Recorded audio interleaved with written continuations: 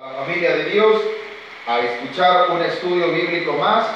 Esta ocasión estamos en Hebreos capítulo 1, versículos del 5 en adelante. Hemos avanzado los primeros 4 versículos en donde habíamos adelantado que la carta a los Hebreos es un mensaje doctrinal acerca de la deidad de Jesucristo y la superioridad que hay de Él en cuanto a los ángeles, en cuanto a Moisés, en cuanto a la ley, y que su pacto es mejor que el pacto que Dios hizo con la nación israelí. Ahora, en el capítulo 1, versículo 5 dice así: porque ¿a cuál de los ángeles dijo Dios jamás: mi hijo eres tú, yo te he engendrado hoy? Y otra vez yo seré a él padre, y él me será a mí hijo. Es una pregunta tomada de un salmo. El salmo en sí es el Salmo capítulo 2, versículo 7. Recuérdese que los salmos, algunos se les considera como salmos mesiánicos, porque hablan del Mesías que ha de venir, ¿verdad? El Mesías ya vino a nuestra época. Cuando se escribieron los salmos todavía no había venido, pero ahora ya vino como cordero a morir en una cruz por cada uno de nosotros. Pero lo que Hebreos está señalando es que Jesucristo es mayor que los ángeles. Y muchos dicen, hermanos, porque cuando se habla de los ángeles, se refiere a qué ángeles. Es aquella potestad de ángeles que Dios tiene en el cielo.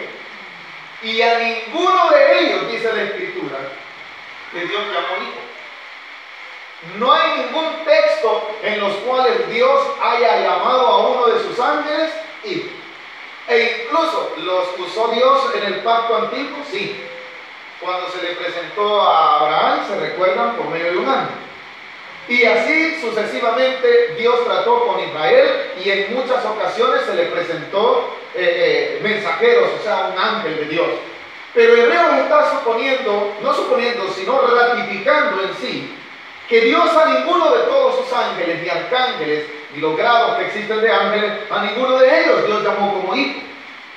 Sin embargo, a Jesucristo le llaman el hijo, porque yo seré para él padre y él me será para mí hijo.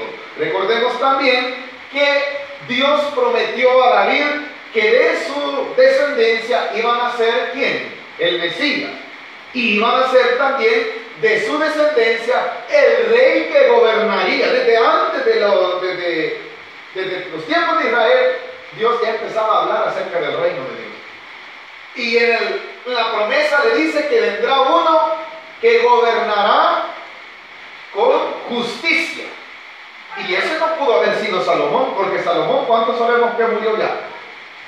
Aunque Salomón fue uno de los reyes con más sabiduría de la tierra de aquel tiempo, no se refería a él, porque si usted y yo investigamos bien, la palabra de Dios nos enseña que el ocaso de Salomón fue un total fracaso.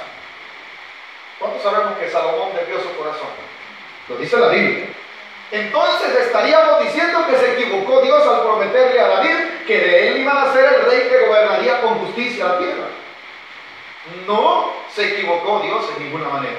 Se refería al mismo Señor Jesucristo, que de su descendencia nacería, implantaría el reino del cual usted y yo ahora ya somos parte, pero que en un futuro se manifestará así, literalmente, el reino de Dios.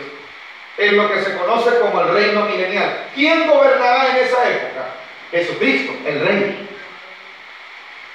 Entonces, por esto es que la palabra de Dios nos está enseñando que en verdad ninguno de los ángeles Dios le dio el título de hijo, solamente a Jesús. Entonces, ¿por qué estamos estudiando esto? Porque lo que nos quiere enseñar la carta es que Jesucristo es mayor que todo.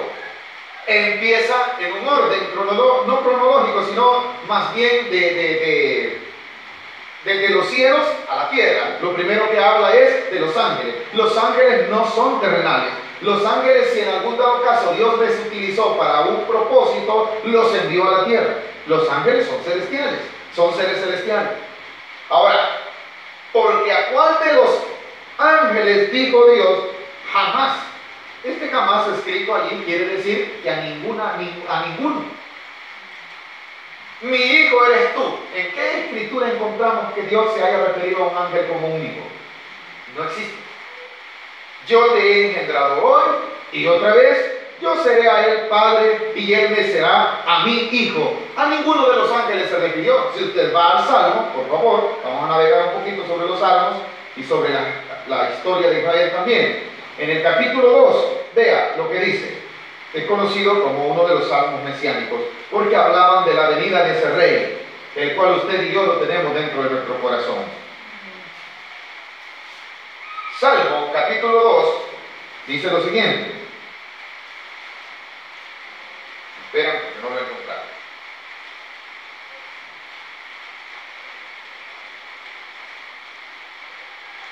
Oiga lo que dice el capítulo 2, versículo 1. ¿Por qué se amotinan las gentes? Y los pueblos piensan con cosas vanas.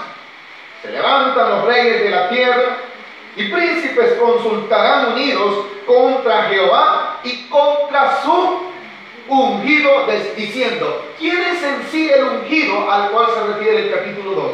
No es un ángel, ni tampoco, hermano, sería David ni Salomón, porque ¿cuántos sabemos que hoy ya murieron? Será su descendiente, a quien es llamado el Mesías o el Señor Jesucristo.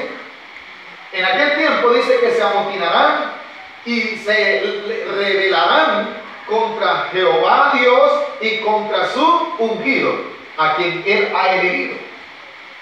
Ahora, esto también es un verso profético. ¿Sabe usted que las naciones de este tiempo ya se reúnen, hermano? Y hay acuerdos en común, hay convenios entre naciones, entre reyes, y qué duro es que algunos de esos convenios son para ir en contra de la voluntad de Dios. ¿Ve ya? Algunos de los convenios de las naciones de este tiempo no dicen abiertamente nosotros estamos en contra de Dios, pero sí están en contra de sus principios. Y si no ven a su alrededor, han habido convenios, hermanos, de naciones de ir en pro del homosexualismo, de ir en pro, hermano, de la tolerancia a todo lo que se llama pecado, que cada quien haga lo que quiera, no se meta en la vida de ellos. ¿Qué es eso? Ir en contra de los principios y valores del reino de Dios. Para eso se amotinan, y se amotinarán en aquel tiempo. Más aún de lo que ya se hace. Ahora el versículo 3. Rompamos sus ligaduras y echemos de nosotros sus cuerdas, dice. El temor en los cielos se reirá, el Señor se burlará de ellos, luego hablará a ellos en su furor y los turbará con su ira. 6. Pero yo he puesto mi rey sobre Sión, mi santo monte. Dios tiene un plan maravilloso que nadie lo va a detener. 7. Yo publicaré el decreto. Jehová me ha dicho, mi hijo eres tú. Yo te he engendrado hoy. Es una palabra que se refiere como que si un hijo está hablando para con su padre. ¿De quién cree que se está refiriendo? Del mismo Señor Jesucristo. Yo publicaré el decreto. Jehová me ha dicho, mi hijo eres tú. ¿Y qué más dice? Yo te he engendrado hoy. Pídeme y te daré por herencia a las naciones y como posesión tuya los confines de la tierra. Dios ya le concedió eso a su hijo. ¿Cuántos sabemos eso, iglesia? Se recuerdan que, porque digo que ya se lo concedió. En el estudio anterior hablábamos que Dios concedió todo el juicio. Bueno, perdón, en el estudio del domingo fue, ¿verdad? Que hablábamos en el Evangelio según San Juan, que Dios le dio toda la autoridad a Jesucristo. La autoridad que tenía Jesús, ¿quién se la había dado? Se la había dado el Padre. Y así como el Padre dice, tiene vida en sí mismo y da vida, también el Hijo. Y así como el Padre también puede resucitar muertos, también el Hijo decía, ¿verdad? Y también decía que todo el juicio se lo ha dejado a quién? A su Hijo. Entonces, vemos vemos que Hebreos lo que está diciendo es, entonces el Señor Jesucristo, a quienes los judíos o hebreos no consideraban Señor, la carta lo que quiere es hacerle referencia. Momento, aquí está Jesucristo. Es la representación de la misma gloria del Dios que nosotros creemos. Lo único que tomó forma de hombre y se manifestó a nosotros. Pero es Él el enviado. Y Él no es igual a los ángeles. Él no es igual a Moisés. Él es superior. ¿Qué dijo Jesús referente a Moisés? Antes que Moisés, yo soy, dijo Jesús. ¿Qué estaba queriendo dar a entender? Que Él era eterno. Vamos al estudio nuevamente. Nos queda claro que cuando Dios permitió esta escritura, aunque es considerada poesía, es inspiración divina. Entonces, cuando el versículo 5 de Hebreos dice, porque a cuál de los ángeles dijo Dios, jamás, mi hijo eres tú, yo te he engendrado hoy, y otra vez yo seré a él padre, y él me será mi hijo, a ninguno de los ángeles. ¿Nos queda claro? Entonces, primer argumento, esta es una de las razones por la cual Jesús es superior a los ángeles. ¿Ya hemos aprendido esto? Versículo 6. Y otra vez, cuando introduce al primogénito en el mundo, dice, ahora, ponga atención a esto. Cuando dice que introduce al primogénito en el mundo, dice, adórenle todos los ángeles de Dios. ¿Cuándo sucede esto?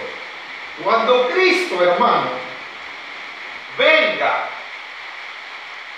y establezca su reino, no solo toda lengua le confesará, sino que los ángeles mismos le adorarán.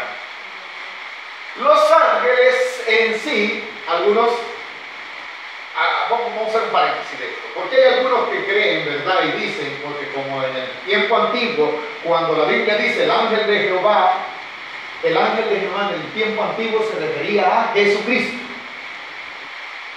Y que ahora hay una idea por ahí que si Dios puede utilizar a los ángeles para servicio de Él, porque están al servicio de Él. Aquí lo van a decir más adelante. Hermano, los ángeles son para el servicio de la iglesia, pueden ser utilizados. Hay un ángel que Dios, no sé si usted ha oído esta palabra, por eso es que más que todo quiero hacer este paréntesis. ¿Cuántos han oído esta frase? El ángel de la guarda. ¿Cuántos han oído? Esa es una frase que hay que tener cuidado. Hermano, ¿por qué está diciendo eso? Porque Dios no envió ningún ángel de la guarda a usted y a mí. Y muchos van a decir, hombre, hereje. La Biblia dice que Dios envió a su Espíritu Santo. ¿Y el Espíritu Santo es superior a un ángel? ¿O es igual? ¿Qué dijo Jesús? Yo me voy, pero enviaré otro. Quiere decir igual. Entonces, hermanos, esos son frases bonitas que han venido de la iglesia tradicional y que se van metiendo poco a poco en la iglesia. Cuidado, iglesia, no. Entonces, ¿usted no cree que hay un ángel de la guarda? Hay un Espíritu Santo que guía mi vida. Usted está blasfemando. ¿Dónde dice la Biblia? Hay un ángel de la guarda. La Biblia dice que usted y yo tenemos el ¿qué? El Espíritu Santo. ¿Cuántos tenemos el Espíritu Santo? Entonces usted no tiene un ángel de la guarda. Usted tiene al mismo Espíritu Santo que tiene la misma divinidad de Cristo dentro de usted.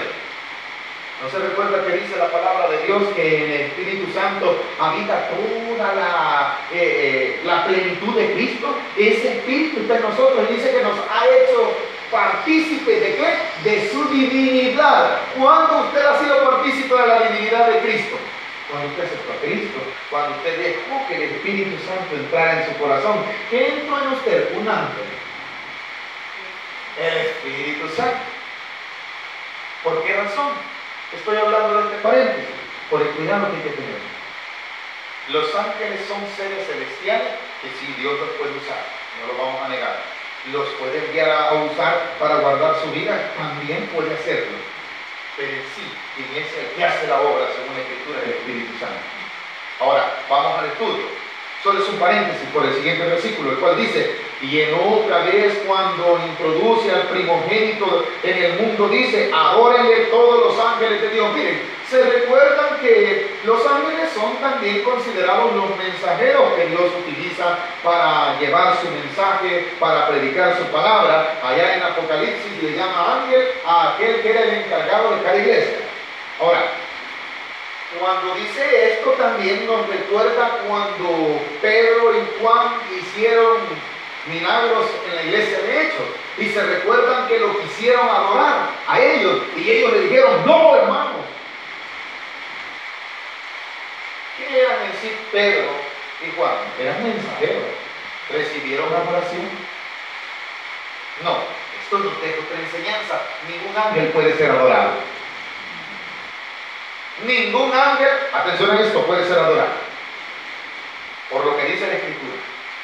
Dice el versículo 6: y otra vez, cuando introduce el primogénito en el mundo, dice: adórenle todos los ángeles de Dios. ¿A quién van a adorar los ángeles?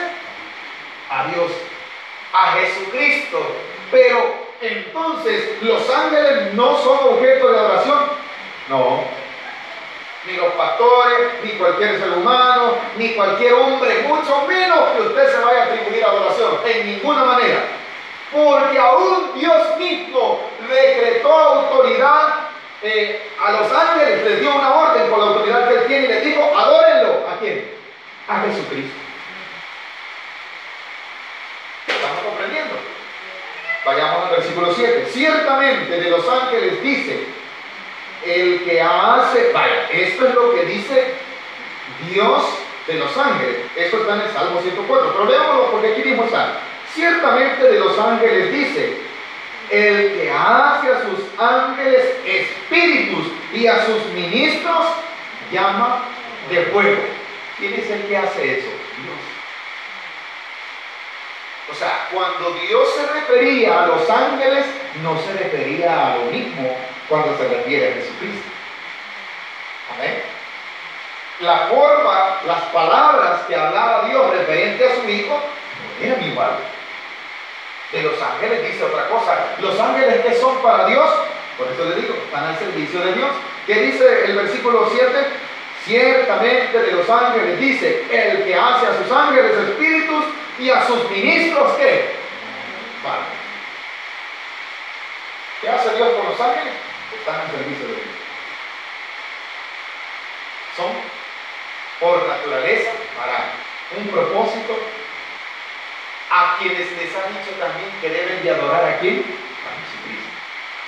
Por lo cual no puede ser considerado Jesucristo como un ángel. Él es superior a los ángeles. Cuando se refiere al Hijo, nuevamente vuelve en el versículo 8: mas del Hijo dice. Oiga lo que dice del Hijo. Esta es otra escritura de los Salmos. Dice así: mas del Hijo dice: tu trono, oh Dios, por el siglo del siglo. Cetro de equidad es cetro de tu reino. Has amado la justicia y aborrecido la maldad, por lo cual te ungió Dios, el Dios tuyo, con óleo de alegría, más que a tus... Vaya. O sea, cuando Dios se refiere a Jesucristo, hace una diferencia. Y no dice más que a tus hermanos, sino que dice que a tus compañeros. ¿Y qué dice el Salmo en sí? ¿Alguien lo puede leer, por favor? Salmo 45. No pierda de vista los salmos. ¿Por qué razón? Porque de ahí fue tomada la referencia del escritor de la carta para hablar respecto a la diferencia entre el trato que Dios hacía para con el Señor Jesucristo. Cuando se refería a Él, hablaba como hijo, y cuando se refería a los ángeles, hablaba otra cosa. Ahora, el capítulo 45 dice así. Salmo.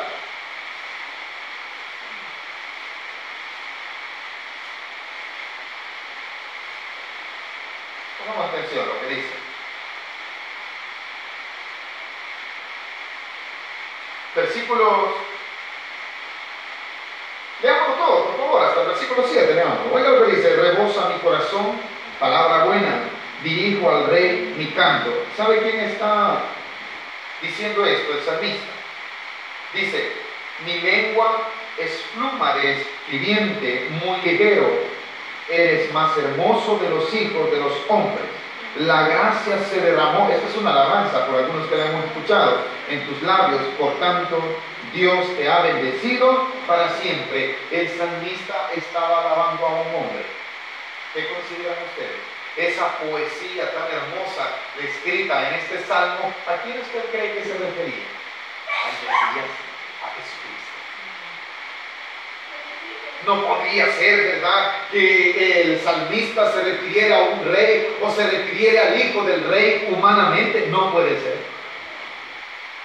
Continúa el versículo 3. Ciñe tu espada sobre muslo, oh valiente, con tu gloria y con tu majestad. En tu gloria sé prosperado. Cabalga sobre palabra de verdad, de humildad y de justicia, y tu diestra te enseñará cosas terribles. Tus saetas agudas con que caerán pueblos debajo de ti, penetrarán en el corazón de los enemigos del rey. Tu trono, oh Dios, es eterno. Vaya, el trono de David fue eterno, pero el trono del Señor Jesucristo. Entonces, para que haya un trono tiene que haber un reino también. Este es del reino, de lo que mucho habla la palabra de Dios. Por eso, iglesia, nosotros debemos de saber que Jesucristo en sí es el Rey de Reyes. Y oiga lo que dice el versículo 6. Tu trono, oh Dios, es eterno y para siempre. Cetro de justicia es el cetro de tu reino. ¿Habrá algún reino que fue justo al 100%? Veámoslo. Saúl no califica, fue desechado por desobediente. ¿Estamos de acuerdo? David murió, fue agradable a los ojos de Dios, sí. Pero Dios no le dejó que construyese el templo. ¿Por qué razón? Porque le dijo que de su mano había derramado mucha sangre, pues él había sido un guerrero. De Salomón, si Dios le permitió con el dinero que dejó su padre construir un templo, pero al final dice que el corazón de Salomón se desvió a los dioses de sus mujeres. ¿Qué quiere decir? Entonces, ¿hubo justicia en ese trono? No, imposible. Está refiriendo a un reino que no todavía, en aquel tiempo ellos creían que era alguno de los descendientes de David iba a ser, ¿verdad?, humanamente, pero no, sería en sí el reino del cual se le conoce como el reino milenial, donde será encerrado Satanás. ¿Cuántos sabemos eso, iglesia? Y será implantado un nuevo orden en el mundo, y ese nuevo orden es el orden que establecerá la justicia. Y todo se regirá con justicia, porque el mismo Señor Jesucristo reinará. ¿Cuánto lo creemos, hermano? Ese es el reino que la iglesia espera. Ese es el reino por el cual antes de ese reino se levantará uno queriendo gobernar este mundo, y a ese le considera la palabra de Dios como el anticristo, porque él también quiere hacer lo mismo. Él es un imitador, él es un mentiroso y quiere engañar al mundo. Yo les traigo la paz, yo les traigo la justicia, yo voy a gobernar. ¿Qué necesita este mundo que está lleno de caos, de pestes, de crisis social, crisis económica, crisis salud? ¿Está el mundo en un total caos, sí o no? ¿Verdad que necesita el mundo, hermano, una regeneración? Que alguien venga, ¿verdad?, con una forma de cómo poder resolver todos esos problemas. Ahí aparecerá el anticristo para engañar a muchos. Pero a usted y a mí como creyentes hemos de saber que el único que puede establecer ese nuevo orden se llama ¿cómo? Jesucristo. El mundo lo necesita. Necesita la manifestación del reino. Y Dios se la ha dejado a su Hijo Jesucristo. Pero para que todo eso se dé, se necesita que se vean todas esas tribulaciones. Por eso Jesús vendrá por usted y como yo, como iglesia. ¿Cuánto estamos preparados para ello, hermano? Cuando usted y yo somos arrebatados, Aquí queda más caos de lo que hay, y ahí va a aparecer ¿quién? El anticristo como la solución. ¿Cuál será la diferencia? Que pedirá adoración. Y la adoración solo ha sido nada más dirigida aún de Dios hacia los ángeles, solo para el Señor Jesucristo. Ningún hombre debe de ser adorado, por muy inteligente, por muy hermano sabio, por muy científico, no debe de ser exaltado. El único lleno de alabanza debe ser el Señor Jesucristo. Volvemos al estudio del domingo. Para que así como honran al Padre, ¿qué dijo San Juan? Honren al Hijo, porque el que no honra al Hijo, no honra al Padre. ¿Está conectado o no? Amada iglesia, entonces usted está conociendo, vemos el caos que hay en nuestro país, que tantas dificultades. No crea que solo en nuestro país. Usted ve las noticias, Colombia, hermano, están saqueando supermercados, todo. Es un caos. Y si usted va más allá, va a la India, a donde quiera que vaya, va a encontrar problemas, porque el pecado, la codicia ha arruinado este mundo. Y por eso el hombre codicioso de poder también quiere gobernar al mundo entero. Pero eso solo está atribuido al Señor Jesucristo en su reino. Amada iglesia, entonces el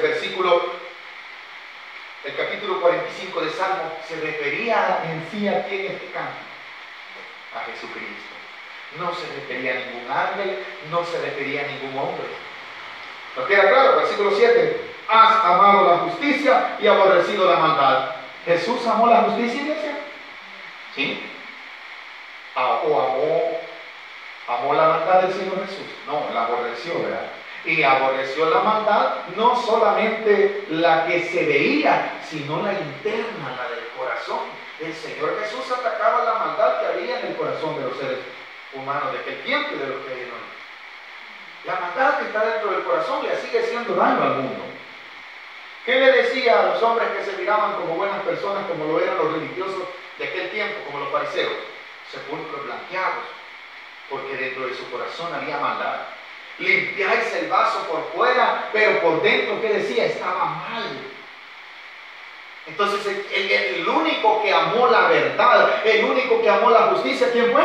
Jesucristo. Salomón fue sabio, bendito Dios por esa sabiduría que le dio, e incluso hasta nosotros oímos sus consejos a través de los proverbios. Pero en un momento dado amó la maldad. No se puede referir entonces el Salmo ni a David, ni a Saúl, ni a Salomón, ni a mucho más, mucho menos los reyes que vinieron después de ellos. Solo se puede referir a quién? Al único rey soberano, a Jesucristo. Has amado la justicia y aborrecido la maldad. Por tanto, oigan, te ungió Dios. Y se recuerdan del Salmo 2, donde decía que para qué se amotinan los pueblos, para qué se amotinan los príncipes, a una decidieron rebelarse contra Jehová su Dios. ¿Y contra quién? Contra su ungido. Has amado la justicia y aborrecido la maldad, por tanto te ungió Dios, el Dios tuyo, con óleo de alegría, más otra vez que a tus compañeros. Mirra, aloe, casia, exhalan todas tus vestidos, desde palacios de marfil te recrean. Amados, ¿cómo describe al Señor Jesucristo el Salmo 1, hermano? ¿O habrá un ángel al cual se referirá? ¿La que no? ¿Fue a un ángel? No. ¿Fue a uno de los reyes? No. Solo era el único. Vamos otra vez, nuevamente, a Hebreos, al estudio. Estábamos en el versículo 7, si no me equivoco, ¿verdad? Ciertamente de los ángeles dice el que hace a sus ángeles, esto ya lo leímos, ¿verdad? Y a sus ministros llama de fuego. Mas del Hijo dice: tu trono, oh Dios, por el siglo del siglo, cetro de equidad es cetro de tu reino. Has amado la justicia y aborrecido la maldad, por lo cual te ungió Dios, el Dios tuyo, con óleo de alegría, más que a tus compañeros. Esta escritura entonces queda clara que era referida al Señor Jesucristo. 10, nuevamente. Y tú, oh Señor, en el principio fundaste la tierra y los cielos son obra de tus manos. Ellos perecerán, mas tú permaneces, y todos ellos se envejecerán como una vestidura, y como un vestido los envolverás, y serán mudados, pero tú eres el mismo, y tus años no acabarán. A algún ángel se referirá. ¿Esa poesía hacia quién fue escrita? Hacia Jesucristo. Parece ser que el salmista ya estaba honrando al Hijo, sin haber oído la escritura del Evangelio según San Juan, la cual decía: es necesario que honren al Hijo, porque el que no honra al Hijo no puede honrar al Padre. Ahora, esto fue escrito en el Salmo 102 también. Vayamos terminando el estudio, en los versículos 13 y 14, donde dice: pues, ¿a cuál de los ángeles dijo Dios? Jamás. ¿Verdad que a ninguno? Esa palabra jamás, nunca quiere decir. Gramaticalmente puede decir alguno, hermano, pero está escrita antes de la exclamación. Como está escrita al principio, al final, lo que quiere decir es que nunca Dios se refirió ni dejó que nadie escribiera una poesía refiriéndose a alguno de los ángeles con tanta hermosura, ¿verdad? Solo fue a Jesucristo. ¿Qué más dice el versículo? Y entonces, si lo dijo alguien, ¿quién fue que lo permitió? Dios. Entonces Dios nunca dijo de los ángeles: adoren a un ángel. Jamás, hermano. E incluso se recuerdan que en el libro de Revelación, en Apocalipsis, Juan quiere adorar. ¿Y qué le dice? No, le dice: no te puedes adorar, porque el único digno de honra, gloria, alabanza y adoración es Jesús. Sigamos, versículo 13. ¿A cuál de los ángeles dijo Dios jamás? Aquí, otra promesa. A ninguno de los ángeles. Nos explicaba el estudio anterior que la diestra en los reinos, o sea, la derecha, quiere decir, es un sitio de honor. No quiere decir tampoco que la izquierda, o sea, y los otros hermanos, no, de ninguna manera. Pero en el orden de una mesa, el que se sentaba a la diestra o a la derecha era el de más alto honor. ¿A quiénes de los ángeles el Señor sentó allí? ¿A Gabriel? ¿A Miguel? No. ¿Ellos son parte de las huestes celestiales de Dios? Sí.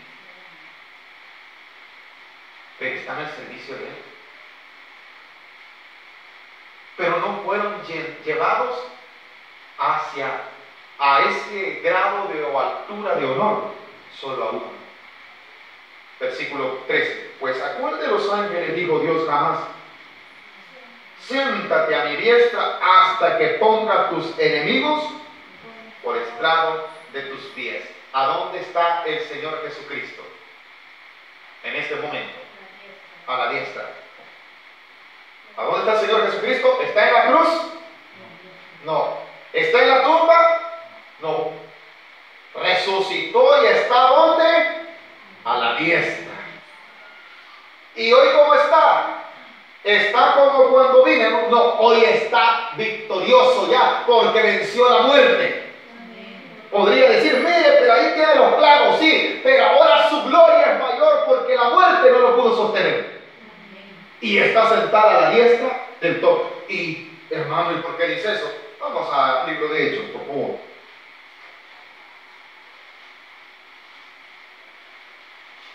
Bueno, veamos los evangelios según San Juan primero. Capítulo, si no me equivoco, 3. Vamos a ir en orden. Tenemos tiempo para terminar el estudio. En el evangelio según San Juan, Jesús hablaba que había venido del cielo y que iba a volver allá. Y uno de estos textos está en el Evangelio según San Juan, cuando Jesús está hablando con Nicodemo, dice lo siguiente, en el capítulo 3.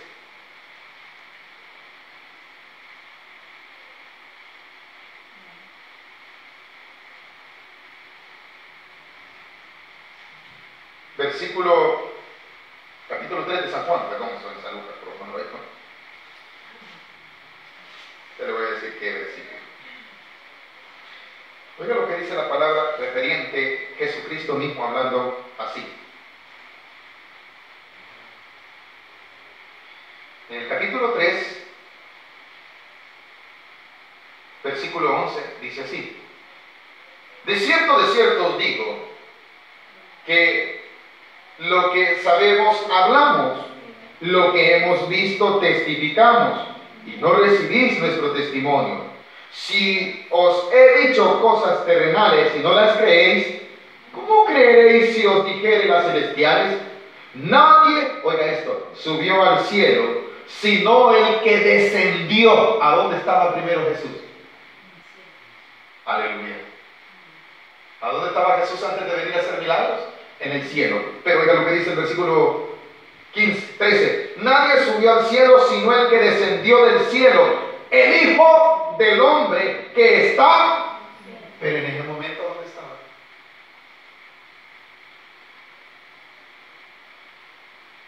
Cuando está diciendo esta palabra, ¿dónde estaba Jesús? En la tierra. Pero ¿por qué dicen